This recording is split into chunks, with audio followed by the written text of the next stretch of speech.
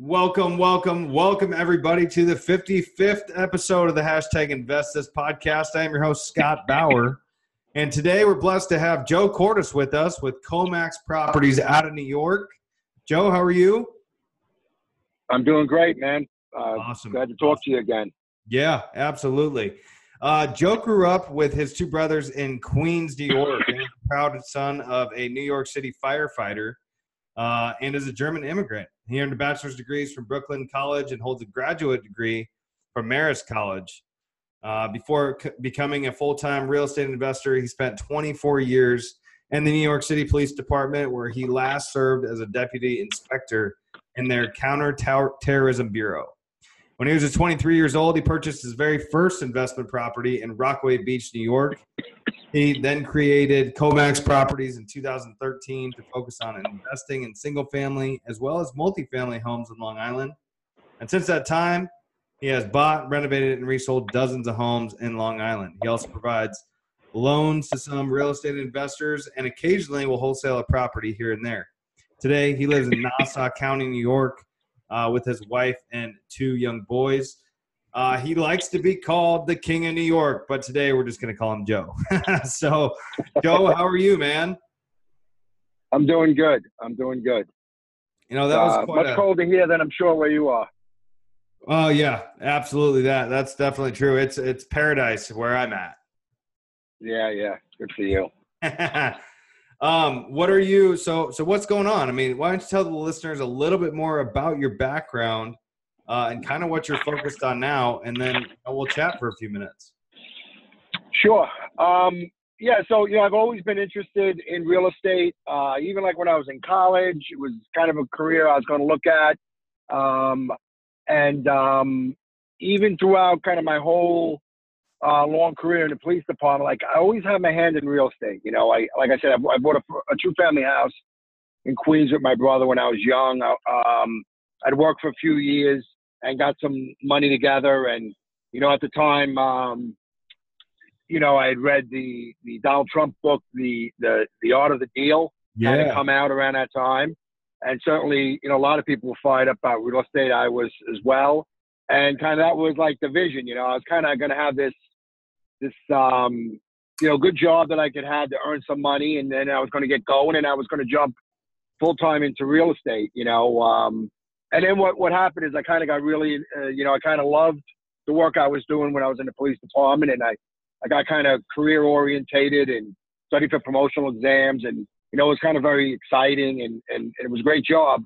And I kind of like real estate was always on the back burner, but I always kind of knew I'd come back to it, So I always kind of part-time did it. And I would always kind of look at houses or make some offers or look at a rental. And I kind of never really got going again. I had this like two-family house. I had it for 20 years. And I never invested the time really because I really didn't have a lot of it time to really focus on it. And then I knew when I left the police department that's what I was going to do.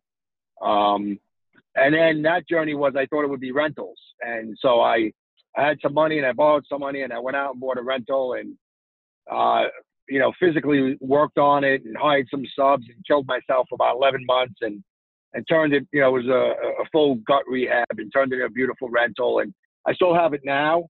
It's a good property, cash flows. And I kind of was exhausted after that process. And I was like, wow, well, I'm not a young man right now. And if I got to keep doing this to try to, make $1 million, I'd have to live to be 150, Right. Adding one of these every 5 years, this is maybe not the way to go, and then I started looking at, let me maybe get into flipping houses because I knew a lot about construction and I'd kind of always done that as a sideline for extra money.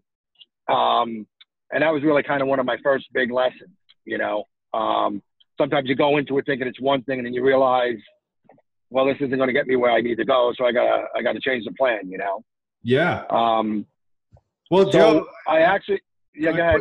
Quick question. I mean, back when you were in the police, part of the police department for how long? Was that a 20-year stint?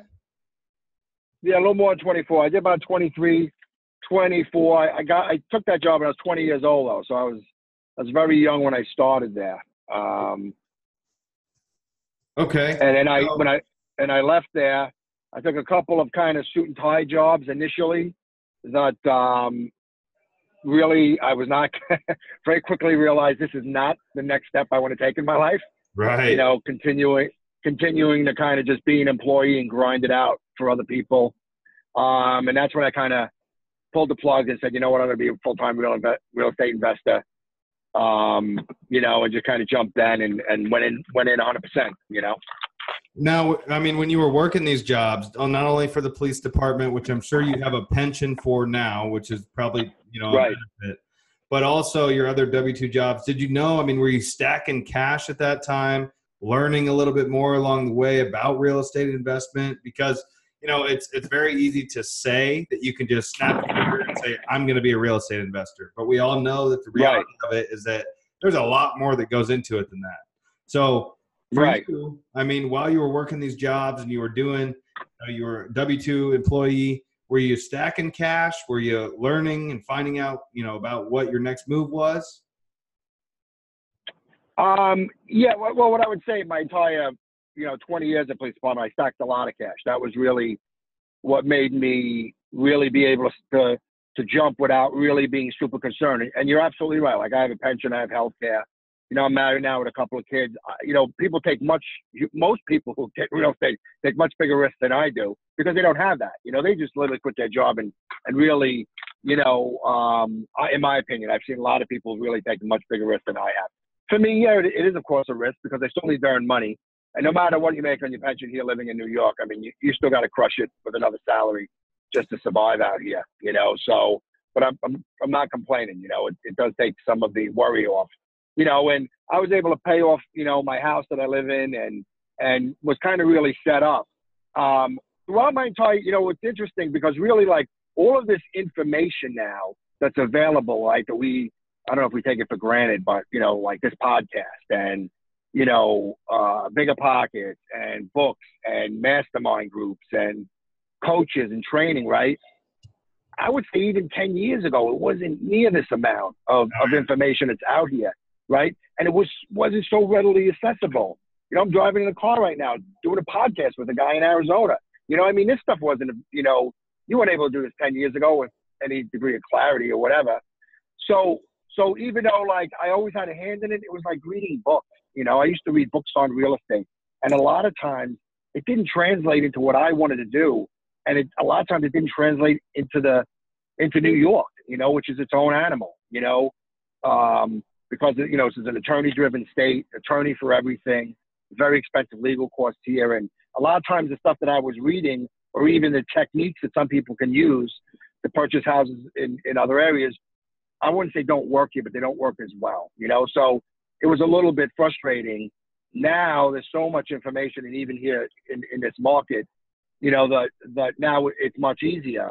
But what I would say when I left the police department, I always kind of had a hand in it, and I started to work at these other jobs. I realized I was still killing myself, you know?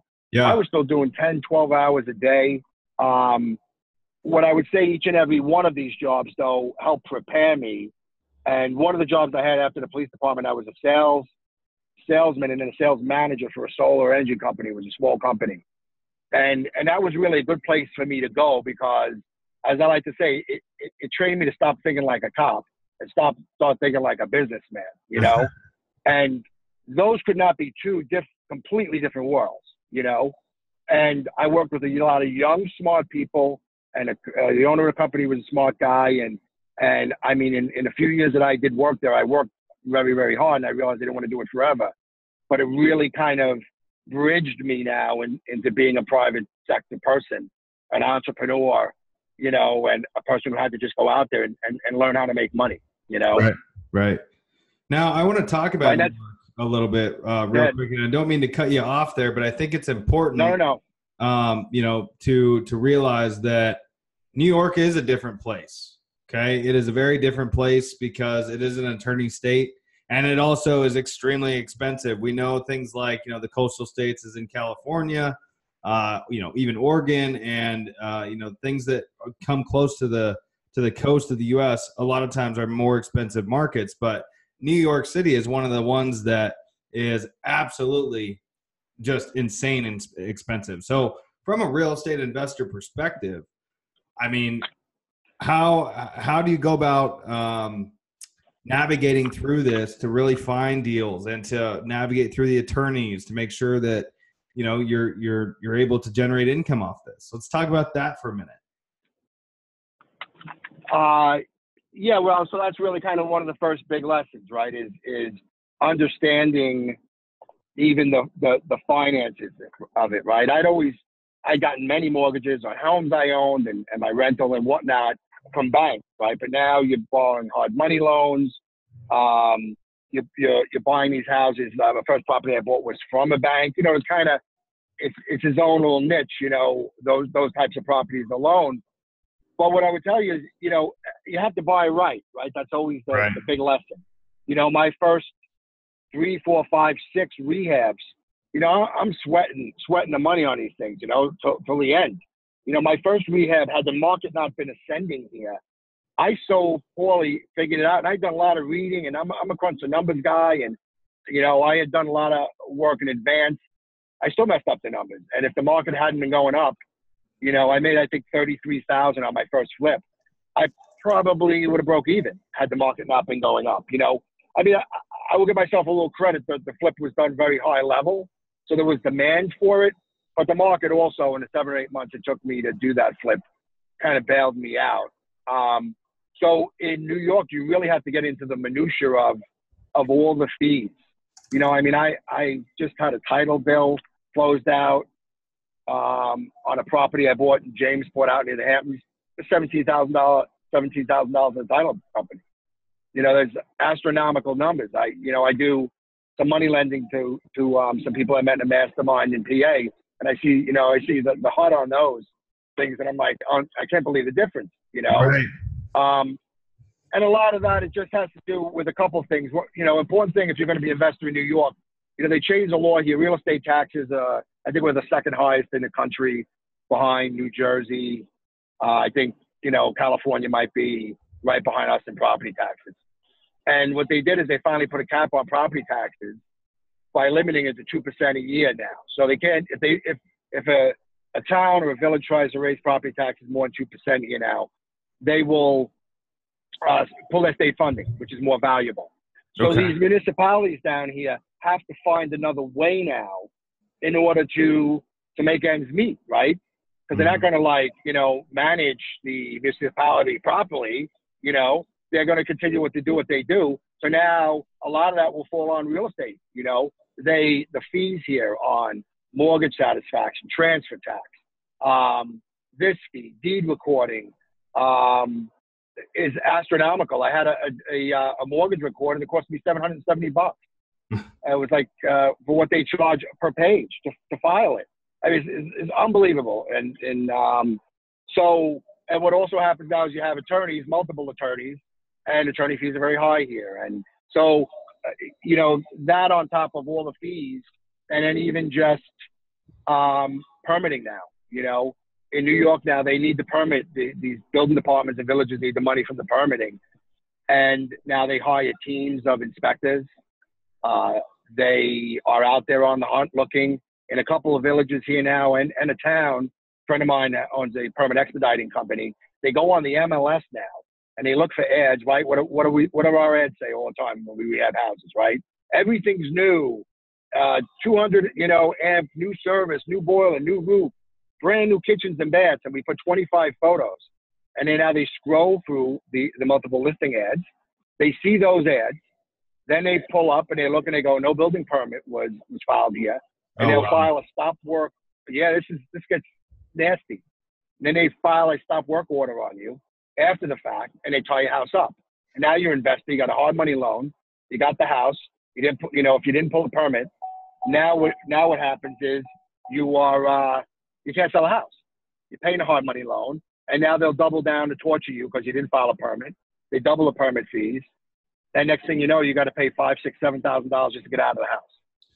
So it sounds like you really just need to look at the details, the minutia, like you were saying, and you have to make sure that you're on top of it. Otherwise, you could get burned badly. Right, and you have to and you have to know all of those costs. and percentages, and I have a spreadsheet that fills all of that stuff out.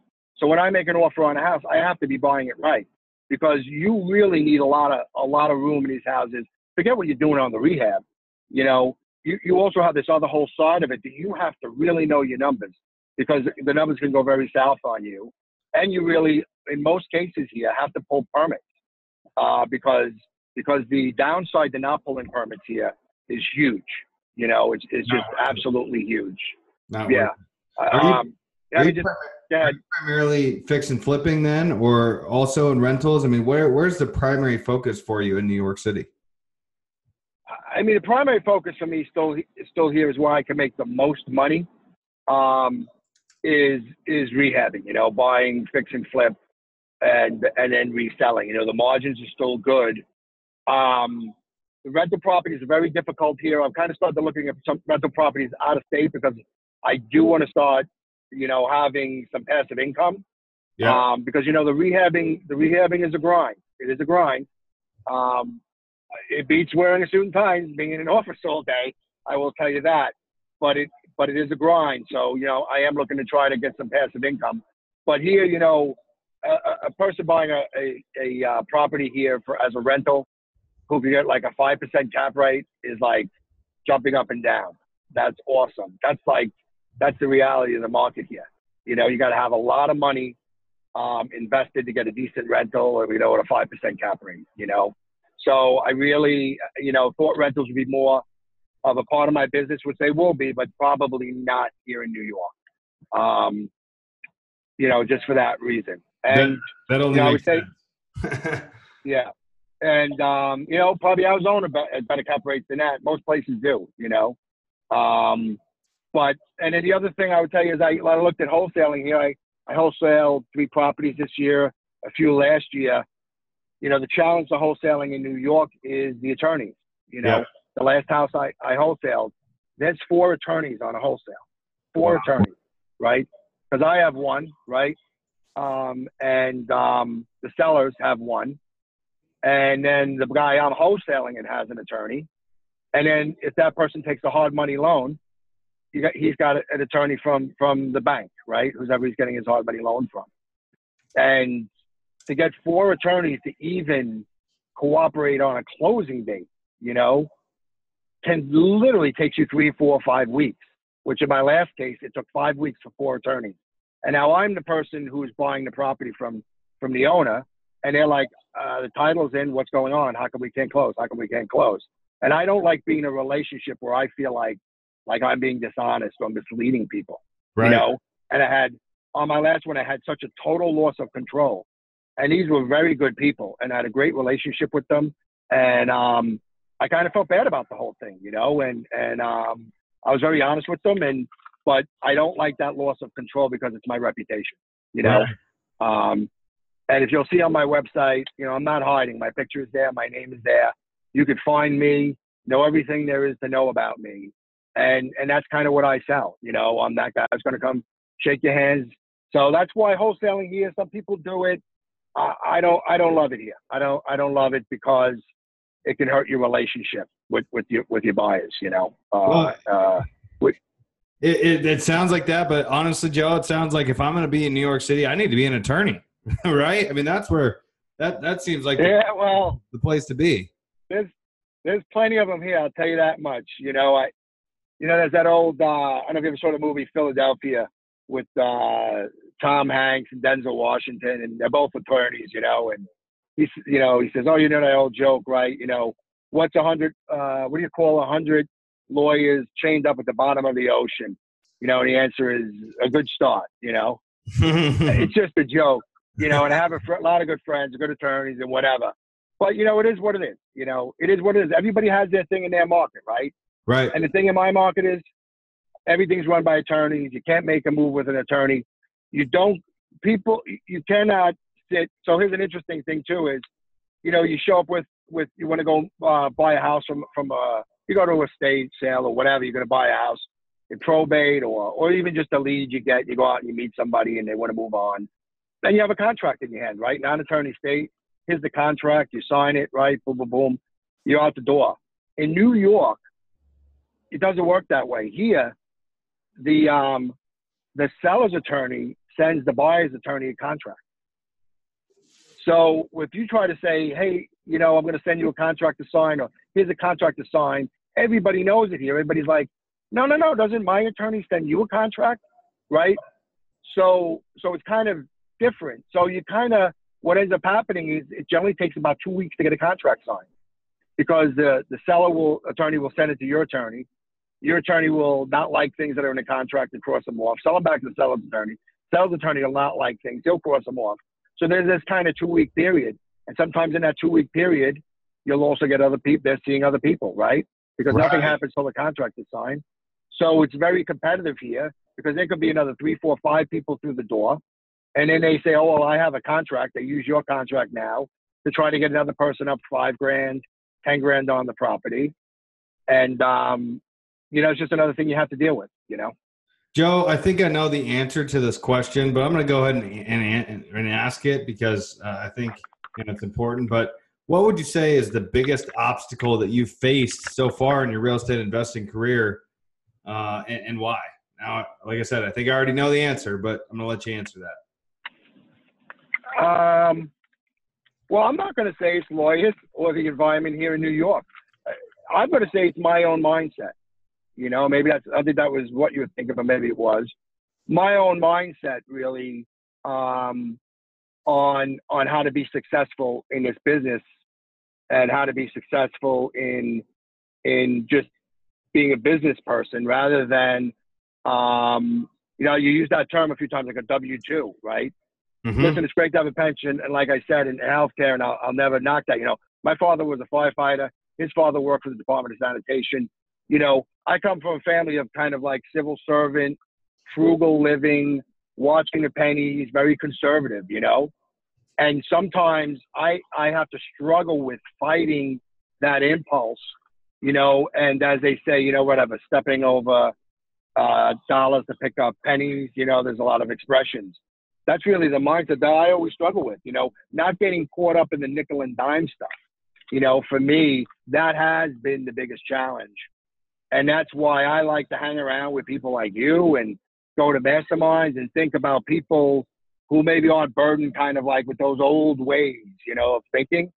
And, kind of reinvent myself. You know what I'm saying? I have no interest in living in the past.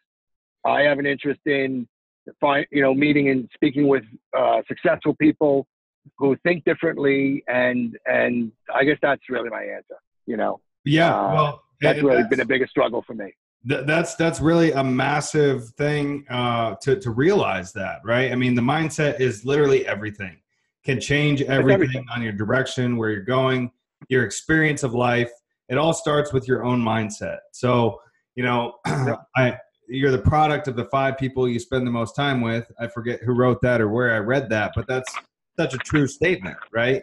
The majority of people out there, unfortunately, it seems to be the cup is half empty, right?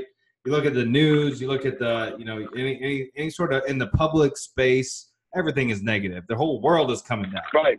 And so if you let that run your life and you become part of that, then you're going to have a terrible experience in life. But however, if you surround yourself with people that are positive, that are looking at things differently, that are challenging, old beliefs, those are the people that are going to help change your life. So I think you're doing the right thing. All right, good. Yeah. Now, one more question here. I mean, you're flipping and you're wholesaling a few and you got a couple of rentals. How big is your operation there? And you're only in New York?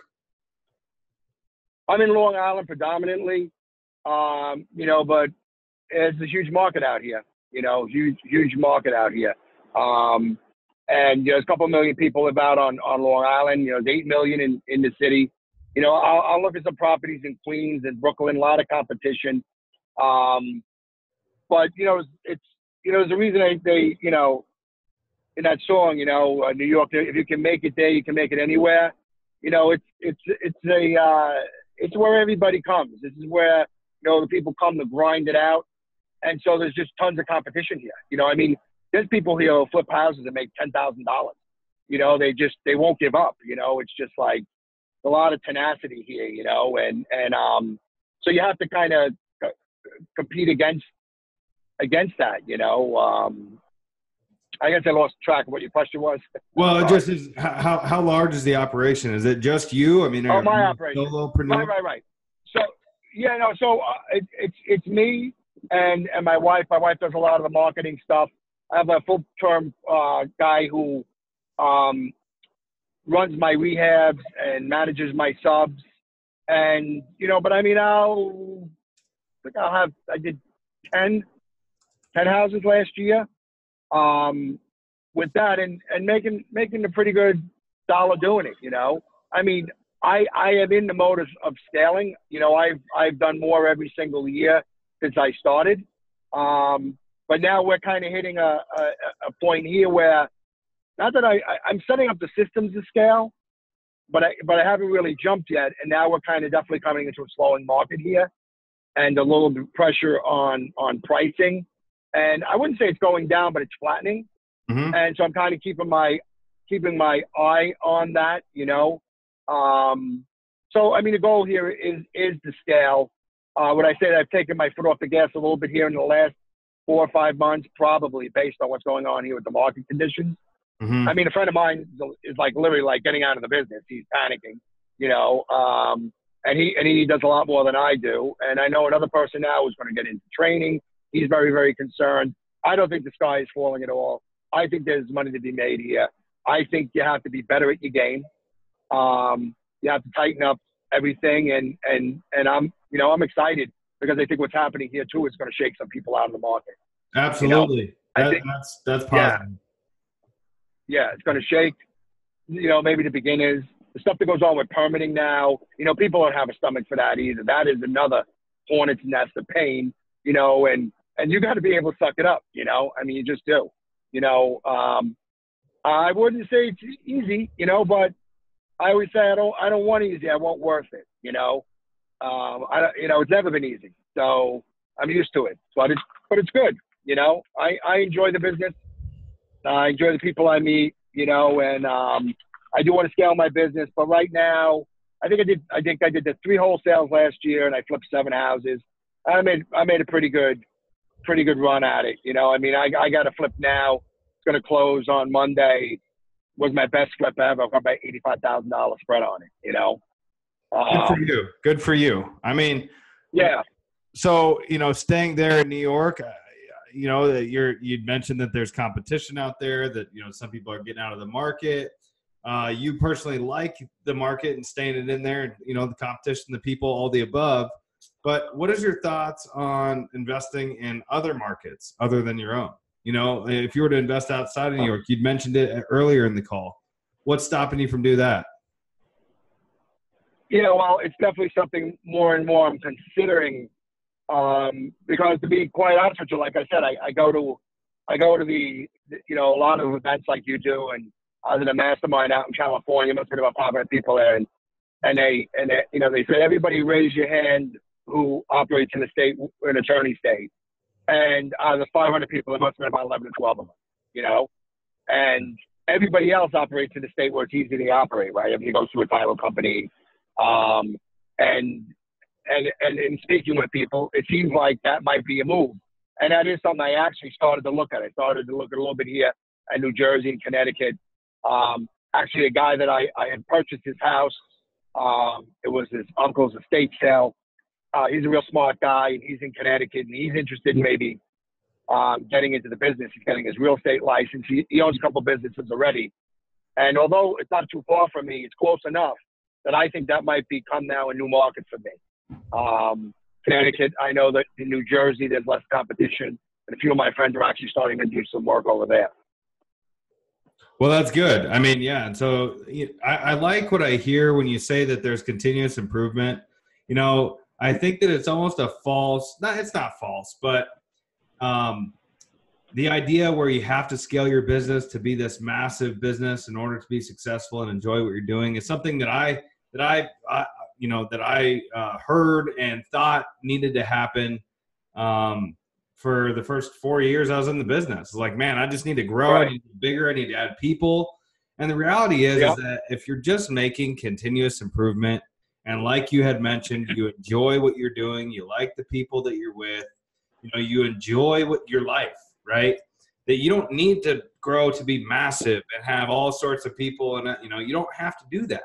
You're being successful because you enjoy what you do, and you're making money along the way, and you're providing for you're doing the right thing. So, Right. having the Yeah, opportunity. no, that's a revelation, right? Because Right. I've only kind of came to that like 3-4 months ago. Because you know the deal, you're at these things, it's always about grow, scale, right? Yeah. And you're like, okay, that's what I got to do. And maybe about 3 months ago, I'm like, wait a minute. I looked at my numbers going towards the end of the year. Every single year, I built the machine a little bit more, right? I built systems. Every year I've gotten better at my game. Every single year, this is another thing that people discount, I've lowered my cost.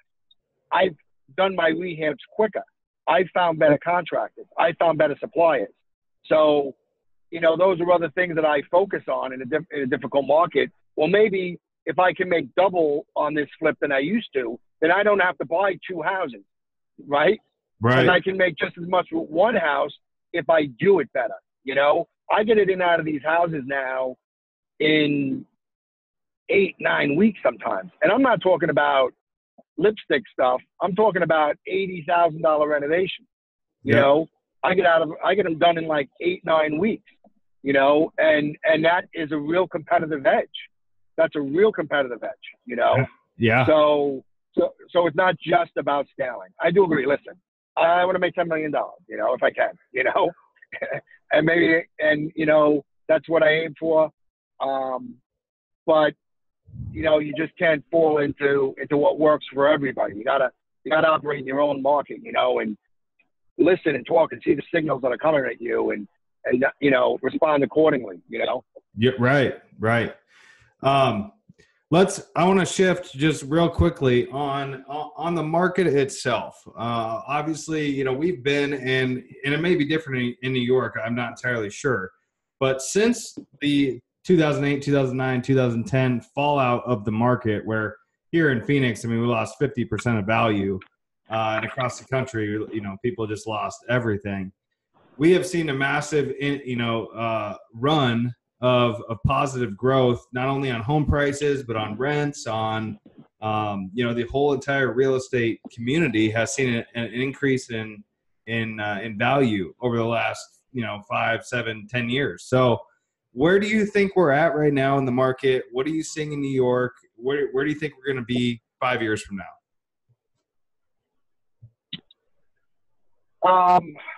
I think we're good in New York.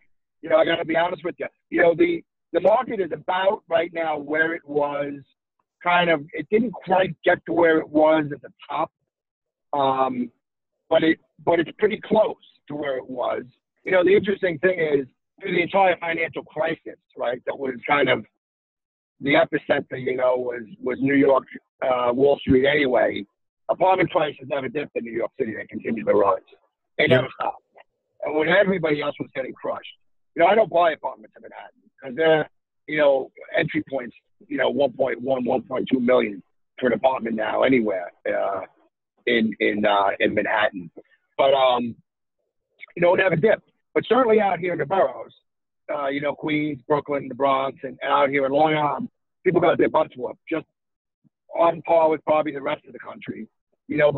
But the, people don't realize too, New York was at the epicenter of foreclosures. So,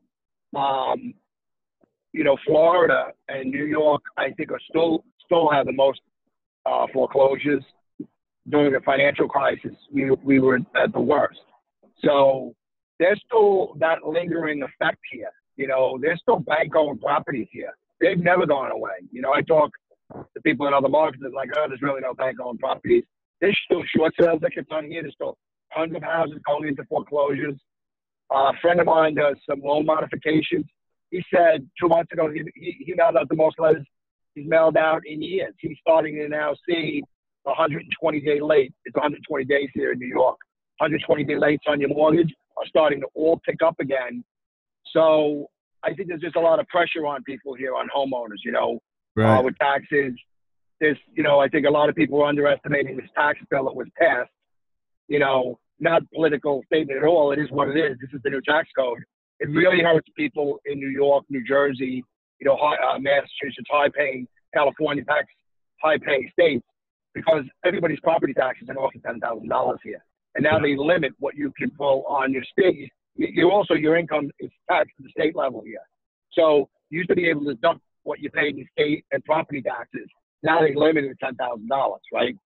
So that's going to have a heavy impact, because everybody here lives paid, middle class and even upper middle class people here live paycheck to paycheck. So I do think that the foreclosures are going to tick up here again. Short sales, foreclosures, distressed properties, bank-owned properties. I don't see an end in sight. I think that's actually going to start becoming a problem here. But I will tell you, there's a lack of affordable living here. That I think is the big thing that's going to happen here. Rents are through the roof and continue to rise. But they forced everybody out of Manhattan with the pricing and into the boroughs, right? And then they were into the boroughs in Brooklyn, which was an affordable place to live. And now all the hipsters and everybody else and Wall Street people living in Brooklyn, now they're buying up the Bronx, they're buying up Queens, and they're forcing everybody out into Long Island, in the other parts of the boroughs. And there's nothing to rent. You can't rent. The prices are astronomical. So I think that, the housing market here is always going to be good, I don't think the things that caused the, credit default swaps and all that stuff, I don't think that environment exists. I think people are worried now that that's going to happen. I don't think it is, but I also don't think we're going to have price appreciation like we had. There's no place to build out here in Long Island. It is what it is. And, a 35-minute ride from a metropolis. People want to live here. People want to work here. Yeah. I think that it goes in a cycle, right? So, I mean, you're right. I think New York City will remain to be a strong economic environment to invest, and the real estate market will probably stay strong. But, everything's in cycles. So I'm sure that we'll see a dip at some time. Hey, let me just add this one quick caveat to that thing, which is an interesting thing I just remembered I read. The high-end market out in the Hamptons, right, is really seeing an effect here in the last 9-10 months because of the tax bill, because they were taking huge deduction. These are properties that have $50,000-$60,000 a year in property taxes, right? Wow. And expenses and everything. Now that they've lost that market is in big trouble. I think 20% drop out there in those types of property, and people are now buying in Miami and in Sarasota and these affluent neighborhoods down in Florida, because people are like, okay, the ship sailed up there now. I'm getting beat up. I can't get deductions now. These normal deductions is becoming too expensive. I might as well be down here. At least it's warm 12 months out of the year, Right. So that's one little thing. And because I don't invest in that market, I don't really care, So that was just another thing I read the other day that I thought was interesting. That is very interesting. Tax bill is, it is having an effect here on the real estate market. So I guess that's my sum up on all of that. Huh. The new tax code. Yeah, I think. Which I don't think most people are feeling, in other states. Well, I think they're just feeling them in different ways, right? The tax code changes. I have a mom. My mom lives in North Carolina. She's feeling the effects. Other people that maybe don't have a business are feeling the effects of the tax code in different areas, and it affects everybody a little bit differently. But I know it is something to think about. So yeah, it is. It's interesting. Joe, I want to start our lightning round. We're getting close up here on time. Are you ready for a lightning round? I'm sure. Hang on. All right, I'm ready. All right. What is your hashtag invest this tip to keep our listeners moving forward? I would say it's this. It's not like, hey, use this people to do your mail or anything like that. It's real. I just popped in my head when I saw that. I told this to my son. You really have to be your own best friend. That's my tip, right? And don't beat yourself up in this business on mistakes, right? I used to coach youth football, and I coached my son's basketball team, and I love doing that. And I always go back to kind of what we used to say in a play, a kid would make a bad play and come off the field crying, a quarterback would throw a pick, whatever. We used to always just say the same thing. We'd never yell at them. We'd never get mad. We'd always just say, next play, right? And it's the same thing in this business. You bought a bad property, well, that sucks, right? It's like throwing a pick, right? Nothing hurts more than buying a bad property. Now you gotta pay the man, and next play. What's up next? Next property. Where am I going next, right? So that's really my tip. Don't beat yourself up. Everybody makes mistakes. It's how we learn, and it's next play. Dude, amen, brother. I mean, that is such a great tip. I think the majority of people out there, including myself and probably you as well, at certain times have beat yourself up, and it doesn't do you any good to do so. So thank you for sharing that. Do you have a favorite book that has had a massive impact on either your life or your business or both? Yeah, I mean, I'm going to go with Rich Dad, Poor Dad. I'm going to say I read that book a long time ago, but it's one of the few books that I can actually say changed the way I thought, because I grew up in an environment of work hard, go to school. I spent a tremendous amount of time on my education. I, got a college degree. I got a master's degree because I really thought that was going to pay off, right? That was how I was going to become a millionaire, right? That's how, right? Right. Like, I'm a little angry at it, right? Like, I'll always say the same thing. I love the way my parents raised me. I was 9 years old. I had a paper route, and then I absorbed everybody else's paper route in the business, and me and my brothers, and we had like a conglomerate because of the way we were raised, and on how to manage money and work hard and, deliver. I always go back to that as saying it was a perfect business because you had to work 7 days a week. It didn't rain or shine. You had to get out there. You had to collect money from people, and that was it. So it taught me a lot of how to grind it out, right? Yep. But the book really told you, like, okay, that's good. And it's admirable to work hard and be a part of community and all of that. But if you really want to get here, the guys who get here, that's not how they do it, buddy. So it's the only book that I can really think back where I was like, it really was the first thing to like, okay, what I'm doing is not going to work, Robert Kiyosaki was a smart guy, or is a smart guy. Yeah, and I love how simplified it is in the book, It's very easy to understand. He tells some stories, you're like, okay, now I get it, man. Now I understand how this thing works, right? So, a friend of mine does very well. His uncle was a mortgage broker. I go, I understand. You got taught a different skill set than I got taught, right? And the majority of people get taught, So that's really what that book was telling you, Yep. So that would be the book. That's a great book. Who's giving you the best advice? Obviously, I met you originally at a mastermind, so I know that you're open to coaching, mentoring, mastermind groups. Who's giving you the best advice? What is the advice, and how has that impacted your life?